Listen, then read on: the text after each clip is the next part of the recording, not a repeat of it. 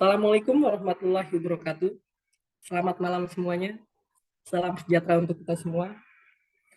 Sebelumnya perkenalkan, kami dari kelompok 3 ingin membawakan presentasi yang berjudul Partai Politik. Presentasi ini kita bawakan sebagai syarat untuk memenuhi tugas 2 pengantar ilmu politik kelas K01. Sebelumnya perkenalkan, di dalam kelompok kami ini ada susunan anggota. Yang pertama ada Wia, Rin, Sabrina, Fani, Fahri, Amalia, Reza, Andreas, dan Fajar. Next, untuk slide selanjutnya. Untuk slide kali ini, tentang sejarah perkembangan partai politik, akan dibawakan oleh Wia. Kepadanya waktu dan tempat kami persilakan.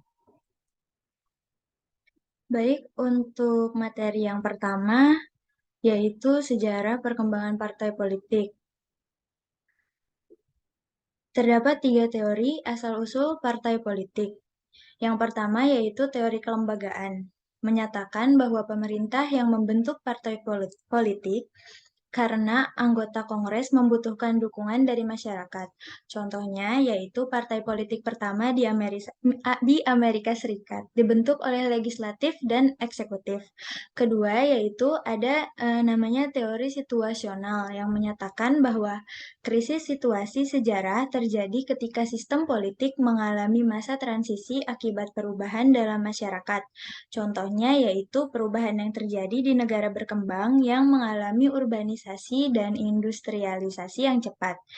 Terakhir, ada teori pembangunan yang menyatakan bahwa partai politik adalah hasil yang tak terhindarkan dari modernisasi sosial dan ekonomi. Contohnya, partai politik yang muncul di Jepang setelah era Meiji yang menandai awal dari modernisasi negara tersebut.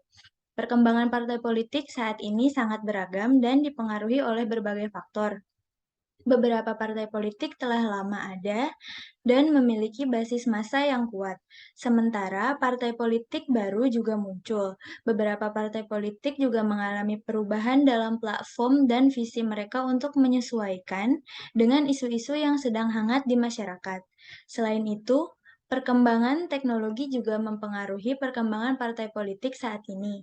Penggunaan media sosial dan teknologi digital menyebabkan partai politik harus lebih aktif dalam menyebarkan pesan mereka ke masyarakat. Partai politik juga harus lebih cerdas dalam menggunakan teknologi untuk menjangkau pemilih muda dan membuat kampanye lebih efektif. Sekian dari saya, terima kasih.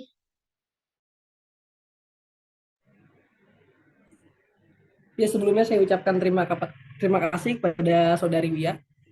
Ya, untuk slide selanjutnya tentang definisi partai politik akan dibawakan oleh Saudari Rin. Kepadanya waktu dan tempat kami persilakan. Baik, terima kasih. Yang materi kedua ada definisi partai politik.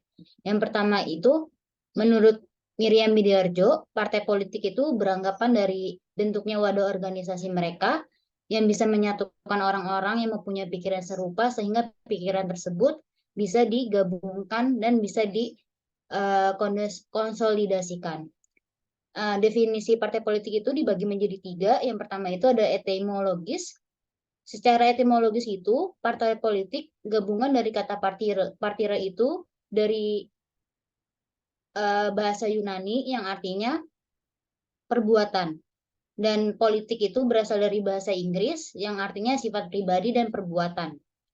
Yang kedua ada secara UU nomor 2 tahun 2008. Parpol adalah organisasi yang bersifat nasional dan dibentuk oleh sekelompok warga negara Indonesia secara sukarela atau dasar kesamaan, kehendakan, dan cita-cita untuk memperjuangkan dan membela kepentingan politik, masyarakat, negara, dan sifat memelihara kesatuan negara.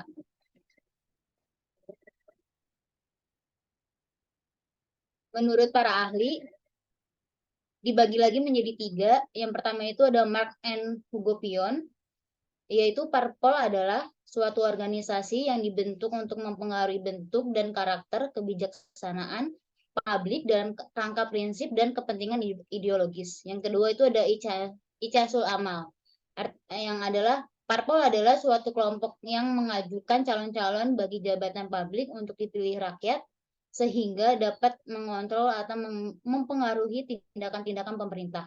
Yang ketiga ada Zygmunt Neumann.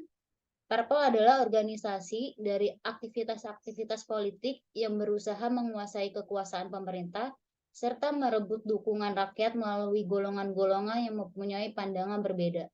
Sekian dari saya, terima kasih. Ya, sebelumnya saya ucapkan terima kasih kepada Saudara Rin atas presentasinya. Ya, untuk slide selanjutnya tentang fungsi partai politik akan dibawakan oleh Saudari Sabrina. Kepadanya waktu dan tempat kami persilakan. Terima kasih, Kak Fajar. Jadi untuk fungsi partai politik ini, dalam hubungannya dengan komunikasi politik, partai politik itu merupakan perantara yang besar yang menghubungkan kekuatan-kekuatan dan ideologi sosial dengan lembaga pemerintah dan mengaitkannya dengan aksi politik di dalam masyarakat politik yang lebih luas. Tetapi seringkali juga terdapat gejala bahwa pelaksanaan fungsi komunikasi ini sengaja atau tidaknya menghasilkan informasi yang berat. Artinya menimbulkan kegelisahan dan keresahan dalam masyarakat. Misinformasi semacam itu menghambat perkembangan kehidupan politik yang sehat. Dan berikut ini ada beberapa fungsi partai politik, yaitu yang pertama ada sosialisasi politik, yang kedua ada rekrutmen politik, ketiga ada partisipasi politik, yang keempat ada pemandu kepentingan, kelima ada komunikasi politik, pengendalian konflik dan kontrol politik, dan hal-hal yang saya sebutkan di atas tadi itu tertera dalam pasal 11 ayat 1 Undang-Undang Partai Politik. Mungkin cukup dari saya. Terima kasih.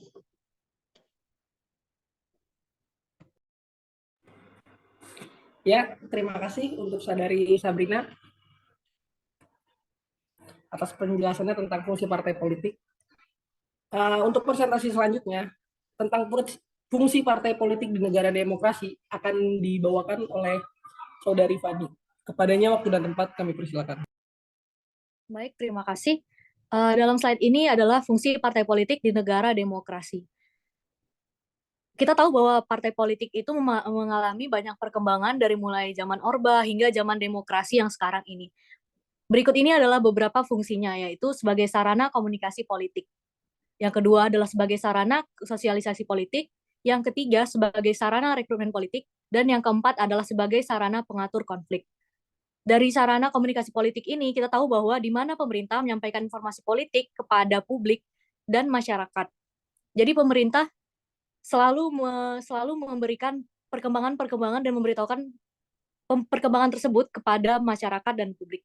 Yang kedua ini adalah sebagai sarana sosialisasi politik, di mana diri politik atau komunitas itu sendiri membentuk sikap. Yang ketiga adalah sarana rekrutmen politik. Sarana rekrutmen politik ini adalah seleksi atau hak pilih rakyat dan pemilihan atau pengangkatan seseorang yang berada dalam pemerintahan atau sekelompok yang menduduki jabatan tertentu. Dan yang keempat adalah sebagai sarana pengatur konflik. Fungsi partai politik dalam sarana pengatur konflik ini adalah untuk mengendalikan konflik melalui dialog dengan pihak-pihak yang berkonflik. Jadi antara pihak-pihak yang berkonflik ini saling memberikan argumentasi sehingga terjadi pengatur konflik itu sendiri.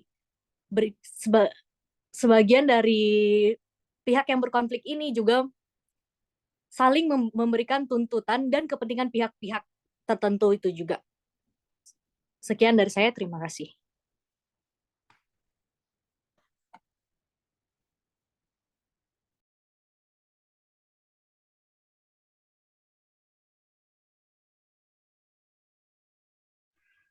Ya, sebelumnya terima kasih atas penjelasannya. Untuk slide selanjutnya adalah fungsi partai politik di negara berkembang. Ya, untuk slide ini akan dibawakan oleh Saudara Fahri. Padanya waktu dan tempat kami persilakan. Ya, di sini saya ingin menjelaskan tentang fungsi partai politik di negara berkembang. Fungsi partai politik di negara berkembang ini adalah alat untuk mengatur kekuatan politik, mempengaruhi pengambilan keputusan pemerintah, dan lain sebagainya. Di sini saya ingin menjelaskan sedikit kondisi partai politik di negara berkembang. Partai politik mempunyai perbedaan di masing-masing negara berkembang. Eh, Namun meskipun partai politik ini berbeda di negara-negara berkembang, fungsinya masih tetap sama, yaitu seperti merumuskan aspirasi dan tuntutan rakyat, mempengaruhi keputusan pemerintah, dan lain sebagainya. Namun kita tahu bahwa negara berkembang adalah negara yang memiliki populasi rakyat yang banyak. Bahkan di beberapa negara berkembang masih menghadapi masalah seperti kemiskinan, kurangnya lapangan pekerjaan, dan kurangnya bangunan sekolah, dan lain sebagainya. Ini bisa menjadi beban yang sangat berat bagi partai politik karena akan banyak sekali tuntutan-tuntutan yang akan mereka terima.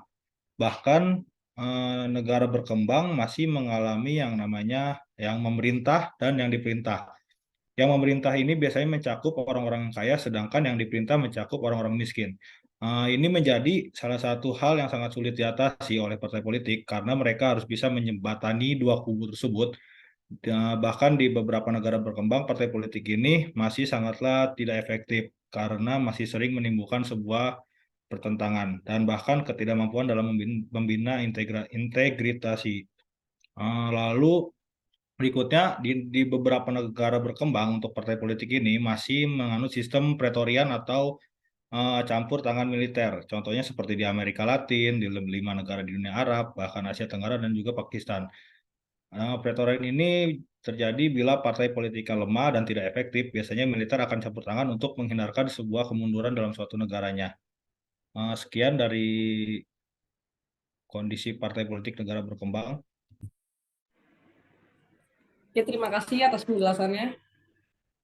Untuk selanjutnya, tentang slide partai politik di negara otoriter akan dibawakan oleh Saudari Amalia. Padanya waktu dan tempat kami persilakan. Baik, terima kasih. Di sini saya akan menjelaskan fungsi partai politik di negara otoriter. Pastinya fungsi partai politik di negara otoriter berbeda dengan negara dengan sistem demokrasi dan lainnya. Yang pertama ada sebagai sarana komunikasi publik. Pada negara otoriter, partai ini menyalurkan informasi sebagai doktrin positif agar masyarakat itu patuh dan melihat doktrin positif kepada pimpinan partai. Jadi arus informasinya bersifat satu arah, yaitu dari atas ke bawah, bukan dua arah. Kemudian sebagai sarana sosialisasi politik. Partai politik ini berfungsi sebagai sarana sosialisasi dalam membina warga negara untuk berpikir dan bertindak sesuai yang ditentukan oleh partai. Sosialisasi ini bisa dilakukan di sekolah, organisasi, tempat kerja, dan seluruh sektor kehidupan masyarakat. Kemudian sebagai sarana rekrutmen politik. Jadi partai akan mengutamakan orang yang punya kemampuan dan berpotensi mengabdi kepada partai. Kemudian serta dianggap mampu diletakkan pada kursi pemimpinan untuk mengawasi kegiatan masyarakat. Namun, calon anggota harus menjalani masa percobaan dengan memenuhi standar yang ditentukan partai politik, mulai dari kepribadian hingga di muka umum. Kemudian yang terakhir ada sebagai sarana pengatur konflik. Di negara otoriter, partai ini mengatur semua aspek kehidupan, termasuk mengatur konflik. Partai akan memaksa individu menyesuaikan diri dengan kepentingan partai. Sekian dari saya, terima kasih. Ya, terima kasih atas penjelasannya dari Saudara Amalia. Untuk slide selanjutnya, tentang klasifikasi sistem kepartaian akan dibawakan oleh Saudara Rija. Kepadanya waktu dan tempat kami persilakan. Oke, terima kasih Abang Fajar. Oke, kita masuk di materi klasifikasi sistem kepartaian. Klasifikasi itu kayak menganalisis dan meneliti perilaku partai-partai sebagai bagian dari sistem. Jadi sistem itu kayak ngebentuk partai, bagaimana cara partai politik itu berhubungan satu sama lain, bagaimana partai politik itu berhubungan dengan unsur-unsur lain, atau berinteraksi dari sistem itu sendiri.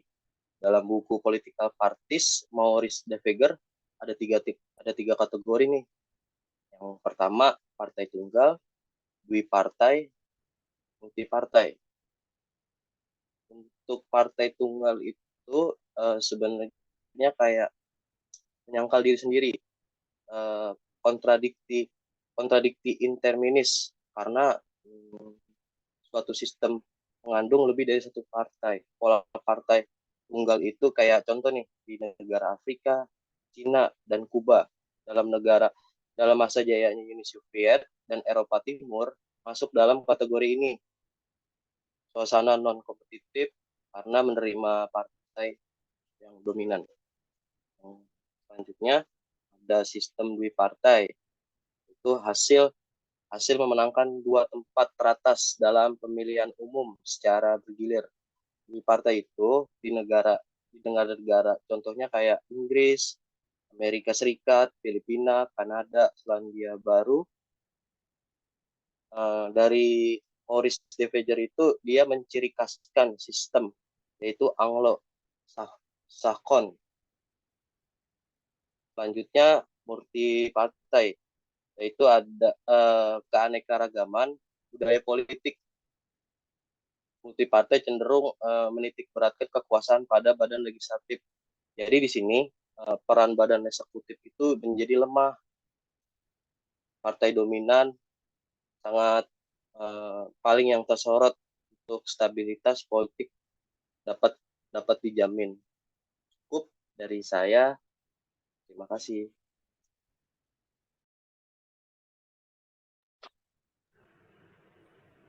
Ya, terima kasih. Saya ucapkan.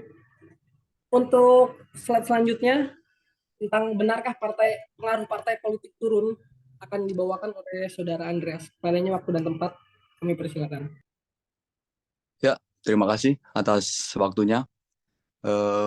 Di sini saya akan membawakan benarkah pengaruh partai politik turun. Di sini kita semua tahu bahwa pengaruh partai politik terutama di Indonesia ini sangat besar.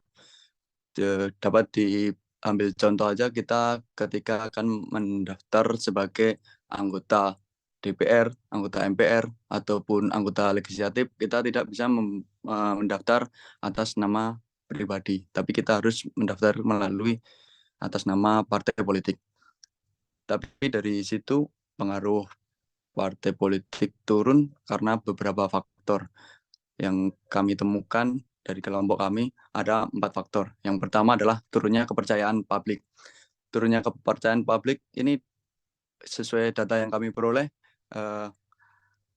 kepercayaan publik terhadap partai politik kini hanya 54% dan 46% lainnya menyatakan tidak percaya ataupun sedikit percaya kepada partai politik. Data itu dikemukakan langsung oleh Burhanuddin Muhtadi selaku Direktur Eksekutif Indikator Politik Indonesia. Yang kedua adalah kasus korupsi. Dari kasus korupsi tahun 2022 yang 6 terbesar, 4 diantaranya adalah anggota partai politik seperti Mensos dari PDI Perjuangan, salah satu bupati dari Nasdem, dari Menteri KKP dari Partai Gerindra, dan salah satu bupati lagi dari PDIP. Dari situ terlihat dari 6 saja ada 4 dari anggota partai politik. Yang ketiga adalah sikap pragmatis partai. Sikap pragmatis partai sendiri adalah keinginan partai politik untuk mencari sesuatu yang simpel atau praktisnya saja. Dan dia cenderung main aman dengan mengusung orang-orang terkenal ataupun artis untuk dijadikan anggota untuk menaikkan partai politiknya. Seperti Partai Amanat Nasional mengusung Eko Patrio, Desi Ratnasari, dan Primus. Dan PDI Perjuangan mengusung Krisdayanti, Rano Karno. Serta Gerindra juga mengusung yang terakhir Mulan Jamila.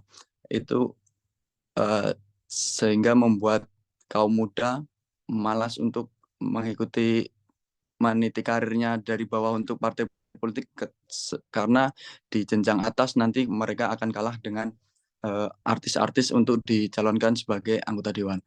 Yang keempat adalah permainan kotor. Permainan kotor di sini yang dimaksud adalah beberapa saat yang lalu tentunya kita semua pernah mendengar tentang manipulasi data yang dilakukan oleh beberapa partai agar lolos di kualifikasi pemilu 2024 seperti Partai Gelora, Partai Garuda, dan Partai Kebangkitan Nusantara. Akan tetapi anehnya lagi di pengaruh partai politik ini, data dari KPU tahun 2014 jumlah pemilih ada 75% dari masyarakat Indonesia yang memiliki hak pilih, dan di 2019 meningkat menjadi 81%. Dari situ ketertarikan untuk mengikuti pemilu besar, sehingga dari kelompok kami menyimpulkan pengaruh partai politik sebetulnya tidak turun, akan tetapi kebanyakan kaum muda terutama lebih tidak tertarik dulu karena 4 faktor yang mempengaruhi tadi. Jadi sehingga kesimpulan dari benarkah pengaruh partai politik itu turun, dari kelompok kami menganggapnya pengaruhnya tidak turun, akan tetapi lebih kepada orang yang akan dipengaruhi lebih tidak percaya kepada partai politik, sehingga seperti pengaruh partai politiknya menurun. Sekian dari benarkah pengaruh partai politik turun. Sekian, terima kasih. Ya, terima kasih atas penjelasannya. Untuk slide selanjutnya, tentang model kepartaian dan partai politik di Indonesia akan dibawakan oleh saya sendiri. Yang pertama, itu tentang model kepartaian dan partai politik. Yang pertama ada sistem partai politik elit, kaukus atau partai kader. Terus yang kedua ada partai massa, ketiga ada partai carpat, keempat ada partai kartel, dan kelima ada partai bisnis film. Yang dimana yang kita tahu tentang klasifikasi partai menurut Kart dan Mayer, yang pertama ada partai elit dan kaukus. Oke, untuk partai elit dan partai kaukus, partai jenis ini biasanya berbasis lokal dengan sejumlah elit politik yang berada di dalamnya sebagai kekuatan inti pada partai tersebut. Terus untuk dukungan bagi partai elit ini bersumber pada hubungan klien atau orang-orang elit yang ada di dalam politiknya. Dan biasanya jenis partai ini atau partai elit politik duduk di kepemimpinan partai yang memiliki status ekonomi dan jabatan yang terpenting di dalam suatu negara. Partai jenis ini juga didasarkan pada pemimpin fraksi dan elit politik di dalamnya yang biasanya terbentuk di dalam parlemen. Untuk masalah sumber pendanaan, partai jenis ini biasanya mereka mendapatkan dukungan dari anggota yang kaya dan koneksi politik yang mereka punya. Terus untuk penjelasan kedua tentang partai massa. Partai massa sendiri ini berbasiskan pada individu-individu dalam jumlah yang besar. Tetapi kerap tersingkirkan dari kebijakan negara. Partai jenis ini kerap mobilisasi massa pendukungnya untuk kepentingan partai. Nah, biasanya dalam jenis partai ini berbasiskan pada kelas sosial tertentu. Contohnya, seperti yang kita tahu pada tahun 1990-an, itu ada namanya Partai PNI yang didirikan oleh Soekarno. Nah, biasanya itu dia itu ngambil dari kelas-kelas sosial tertentu. Contoh, misalkan dari kelas kaum-kaum kecil atau kaum agama. Tujuannya itu untuk loyalitas pada model kepartaian ini lebih didasarkan pada identitas sosial partai ketimbang ideologi partai atau kebijakannya. Untuk masalah sumber pendanaan, model kepartaian ini didapat dari luar para anggota dan organisasi pendukung. Dan yang ketiga adalah partai cartal. Partai cartal ini, model kepartaian ini biasanya kita lihat hampir sama dengan partai massa, namun perbedaan pada partai cartal ini dan partai massa adalah partai massa itu lebih memfokuskan diri pada jumlah anggotanya. Dan untuk partai cartal ini lebih memfokuskan diri mewakili kepentingan bangsa dan negara. Untuk partai ini fokus utama mereka adalah untuk memenangkan pemilu sebenarnya, sehingga dapat mudah mengganti isu politik sebagai kampanyenya. Untuk masalah sumber pendanaan, partai politik ini didapat dari kontribusi kelompok kepentingan dan individu. Dan yang keempat adalah partai kartel. Partai kartel sendiri ini terdiri atau muncul akibat berkurangnya jumlah pemilih atau anggota partai yang berkurang. Ini berakibatkan pada suara mereka di tingkat parlemen. Untuk mengatasi hal tersebut, biasanya para pemimpin partai ini saling berkoalisi untuk memperoleh kekuatan yang cukup agar mereka mampu bertahan di dalam parlemen. Dan untuk sumber pendanaan, mereka ini dapat anggaran dari dana pemerintah. Dan yang terakhir adalah partai bisnis film. Ya, untuk model partai bisnis film ini, sebenarnya partai ini dibentuk oleh individu pribadi seseorang, ya terutama oleh para pengusaha. Ya contohnya bisa kita ambil contoh seperti Partai Pelindo. Ya, jadi partai bisnis film ini dikontrol pribadi oleh pemimpin partai. Dan masalah sumber anggaran atau pendanaan mereka itu dapat dari iuran perusahaan. Tujuan berdirinya model kepartaian bisnis film ini intinya dia itu ingin mensejahterakan suatu kelompok dan individu dari pemiliknya. Mungkin itu aja sih penjelasan tentang model kepartaian dan partai politik di Indonesia. Terima kasih.